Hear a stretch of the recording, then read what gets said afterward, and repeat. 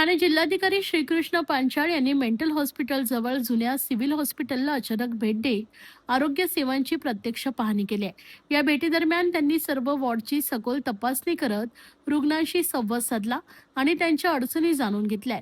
निरीक्षणादरम्यान काही गंभीर त्रुटी समोर आल्या।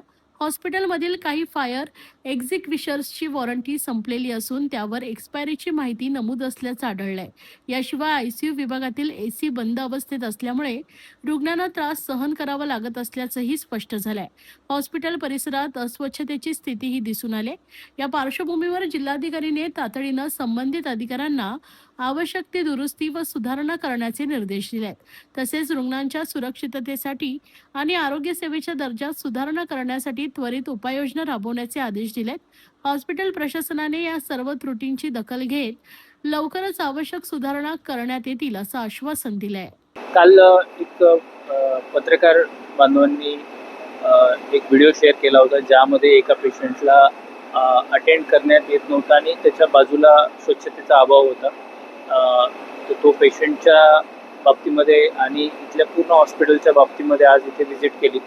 हॉस्पिटलच्या प्रिमायसेसमध्ये वेगवेगळ्या ठिकाणी स्ट्रक्चर्स चालू आहेत आणि साधारणतः 2 ते 3 महिन्यामध्ये 900 बेडचं एक सुसज्ज हॉस्पिटल तिकडे तयार होते। तिकडे शिफ्टिंग होईपर्यंत इथे सर्व स्वच्छता, पेशंट केअर याच्यामध्ये कुठेही तक्रार यायला नको, कॉम्प्रोमाइज व्हायला नको, या पद्धतीच्या सूचना इथे दिल्या। पूर्ण हॉस्पिटलच्या परिसराची पेशंटचे जे वॉर्ड आहेत, IPD वॉर्ड आहे, OT आहे, लहान मुलांचा वॉर्ड असेल, मॅटर्निटी, त्याच पद्धतीनं ICU, सर्जिकल ICU याची तपासणी, पाहणी केली।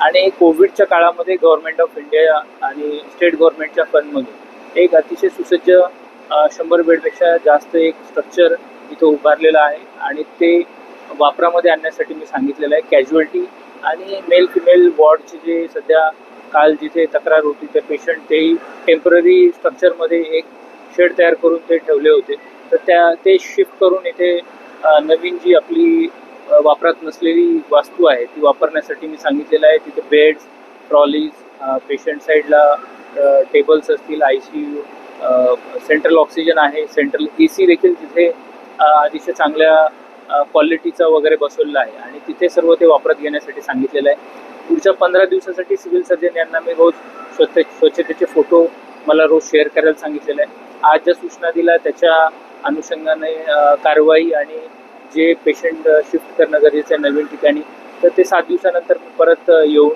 व्हिजिट करणार आहे।